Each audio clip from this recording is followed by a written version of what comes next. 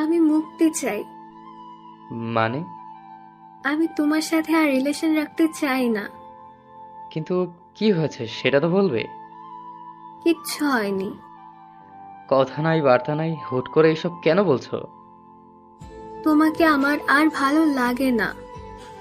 আমি তো আগের মতোই আছি, তাহলে ভালো না লাগার কি আছে? আমি অন্য একজনকে ভালোবাসি। Are you serious? তো আমাকে দেখে কি মনে হচ্ছে আমি তোমার সাথে এখানে দাঁড়িয়ে দাঁড়িয়ে মজা করছি? আমার তো তাই মনে হচ্ছে। আমি মোটেও মজা করছি না মাহির, আমি সিরিয়াস। কাকে ভালোবাসো তুমি? রাকিবকে। কি? হুম।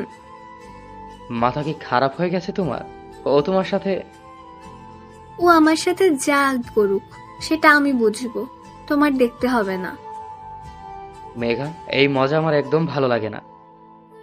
আমি মজা করছি না, আমি রাকিবকে ভালোবাসি। তুমি যদি ওকে ভালোবাসো তাহলে এতদিন আমার সাথে রিলেশনে ছিলে কেন?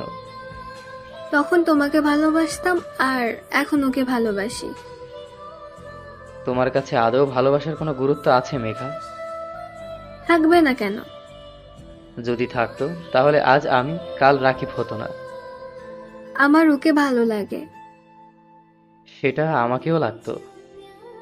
ওকে বেশি ভালো লাগে। তাহলে আমার জীবনে আসার আগে ওকে ভালোবাসলে না কেন? তখন ভালো লাগতো না। সব ভালো লাগাই কিন্তু ভালোবাসা থাকে না, মনে রেখো। জানি। আমার সাথে ব্রেকআপ করার কি এই একটাই কারণ, যে আমাকে আর ভালো লাগে না? আরো কারণ আছে। কি কারণ? সেটা না হয় না জানাই থাক। আমি জানতে চাই, বলো তুমি। তুমি পড়াশোনা শেষ করেছো অনেক আগে, কিন্তু এখনো সেই বেকার ঘুরে বেড়াচ্ছ। আর? আর আমার মনে হয় না যে তুমি আমাকে বিয়ে করতে পারবে বলে। আর? বিয়ে করলেও খাওয়াতে পারবে কিনা সন্দেহ আছে। তার মধ্যে তো আমার শপিং আছেই। ওকে মিস মেঘা, আপনি আমার থেকে মুক্তি চেয়েছেন তাই না? যান, আজ থেকে আপনি মুক্ত। আপনার মতো একটা স্বার্থপর মেয়ের সাথে আমিও কোনো সম্পর্ক রাখতে চাই না। ভালোই হলো জানালেন। এই যে বিয়ে পর্যন্ত যাওয়ার আগেই আপনার আসল মুখটা সামনে চলে আসছে। মানে? মা বাবাকে বলেছিলাম কালকে আপনার কথা, তারা রাজিও হয়েছিল।